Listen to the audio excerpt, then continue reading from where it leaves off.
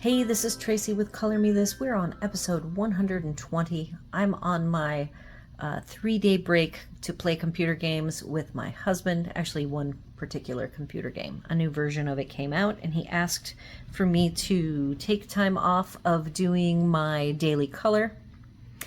And I knew that I would have time here and there. And this is one of the videos that I really wanted to share with you. If you have watched my channel, you know that I dropped my Jarlink.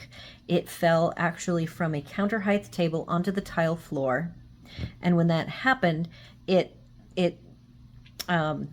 shifted the barrel, as I call it, the upper part of the barrel that holds the shavings, so that it was, there was a gap here. It was not flush anymore.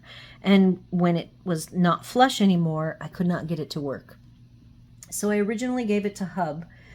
He took it out to the garage and he managed to get it further apart than I was able to get it apart.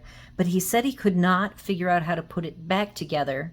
And I will show you how he discovered it, actually the thing that makes it work, it still worked. So that was nice that he was able to get that far. So I am going to take apart, I think everybody will know who owns this, that the lid comes off, it's a screw-on, and there will be shavings in this barrel, and you don't take the barrel off, you just dump the shavings out. So here, there's actually some shavings. There we go. So to take this barrel part that holds the shavings off, it's just lift up, straight up. The barrel that attaches from the top has a oval or a half circle piece of clear plastic on the front, so that you know there's only one way that you can put this on. The trick is somehow it jogged, these parts were loosened and they shifted this so that it was just lifted enough for this teeny tiny button that probably only needs to be depressed like a 1/16 of an inch. It just needs to be depressed a little bit. And that is the part of the system that makes the sharpening work. So now the next thing was he figured out how to get this gray circle piece where the pencil goes in and holds everything in place. He figured out how to get this off. So I have since stared at this thing and taken it apart and put it back together, I don't know, 30 times, so that I understand how it works. There are these 4 little pieces of plastic that attach to the inside, in the inner piece that this actually attaches to. So something happened to, if I take my right hand, I am left-handed, so I don't know if as a right-handed person you would hold the base with your right hand and hold this plastic piece, but all you have to do is rotate it clockwise a tiny bit so that you no longer see those little pieces. And I'm going to pull it off now because I have successfully rotated it just that tiny bit. So in my case, when it fell, this must have rotated and shifted this so that it was no longer pushing the pin, and it no longer worked. I tried charging it, I tried all sorts of things. So now we have 2 pieces, and then the lid I'm going to leave right here. There's one last piece that just comes right off, and that is the sharpener itself. So this is the sharpener, it's not the motor, it's just the sharpener, and the motor works when you press down with your pencil and it presses this pin, which activates the motor, and you have to have the lid on completely, pressing this little button, because that is the little button that once it's depressed says it's okay to sharpen. So to put it all back together, there is an arrow. I hope that I can get it in the right light. There is one arrow on this top piece, and if you line up that arrow with first the circle at the top of the motor, you put it in, and there is the circle, and there is your sharpener, and it lines up perfectly with the arrow. Then you take this contraption and you rotate it till you see the one loose piece of plastic. It's like it has a little bit of it sticks out a little bit. So once you have that, you're going to line that up with the arrow and you're going to place it so it lines up with the arrow. And there is a little bit of joggling you need to do to get it to depress all the way. It's like it has to seat properly with the top of this sharpener element. So when I sit here, it either goes in right away, easy peasy, or it does not. And you can hear it, and I feel it's now, I haven't done it, but I feel that whatever, there's these teeth in here, and there's something that has to line up. So once it lines up, this gray piece goes all the way flush to the bottom. So you're not quite done yet. You've got it now on. You now have to rotate it counterclockwise a tiny bit. I'll do it, if my right hand is my dominant hand, I'm holding this cage. We'll call it the cage because that makes sense. And you just rotate it a tiny bit and you'll see that those little bumps are partially exposed, go all the way, and it clicks. That means that it is totally clicked into place. And now you can rotate it so that you see the front, and you place the shavings holder and it goes easily flush. That was what I was missing, was that when it was, everything was shifted and off kilter, this would not close. So the little pin, I haven't shown you the little pin.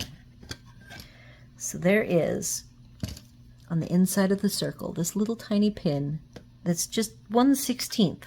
And that's all that is needed to depress this little button. And that is what makes this whole system work. So I'm gonna, it even kind of snapped a little bit that time. Once it's in, you're gonna put the top on. You're gonna grab your pencil and it's all working again. All right, so be careful as you take it apart. I think it's fairly sturdy, but you do want to just kind of go by feel and remember about the arrow.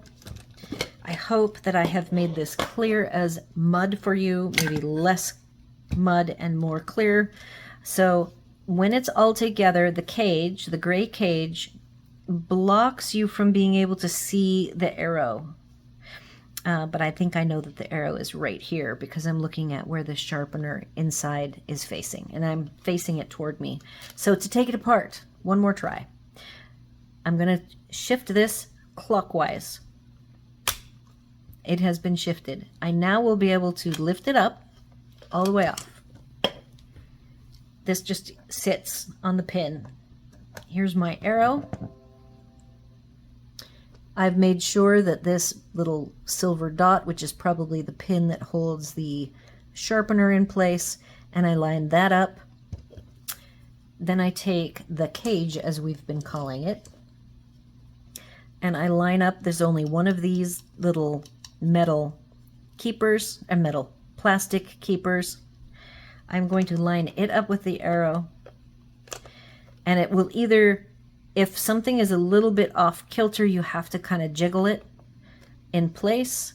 I can already feel that it's going to go right down all the way. So I'm going to push it the rest of the way so that it is flush. And then I'm going to rotate it counterclockwise, either with my left or right hand, counterclockwise till I hear a tick. And these little plastic nubs are visible. I can tell that there's 4 of them, and all 4 of them are fully exposed in their little channel that keeps it all in place. I keep the half circle in front. I have the top half circle facing me. I'm going to set it in place until it's flush. When the insides are correct, this keeper of the shavings goes right down. And then I close it up. Phew. So if you have any problems, that is what I have learned. The last little bit that I have learned is that you cannot, the actual motor is inside the base, You can't access the motor as far as I can tell. However, I did take this screw off, and what's inside here is the battery. I don't know, I never was able to get the battery out. I could have maybe grabbed some tweezers or something. I have a variety of tweezers. Something is holding that in, so like tweezers like this could possibly give me enough grip to be able to pull that out, but I have not found a reason to expose the battery, but I just thought I would mention that. So if you were like me and you ever drop this and it drops to the point where it jostles all these mechanisms, the 3 pieces inside, so that they are not any longer tightened properly, it will possibly not work, because the magic is that button. I'm going to pull this off. Oh, can't pull it off without screwing off the lid. Lift this up. That is your button. That is the magic to making the sharpener work. So that is all I have, and if I didn't do a very good job of clearly explaining and demonstrating how you take it apart and put it back together, let me know. Just be careful. We don't need you to break your sharpener. I would say if it works and everything is there and you don't have to take it apart, just leave it together. Just log this video for reference in case something happens and you do feel that you have to take it apart to try and fix it. And that is all I have for today. Do all the YouTube things, like, share, comment, and consider subscribing.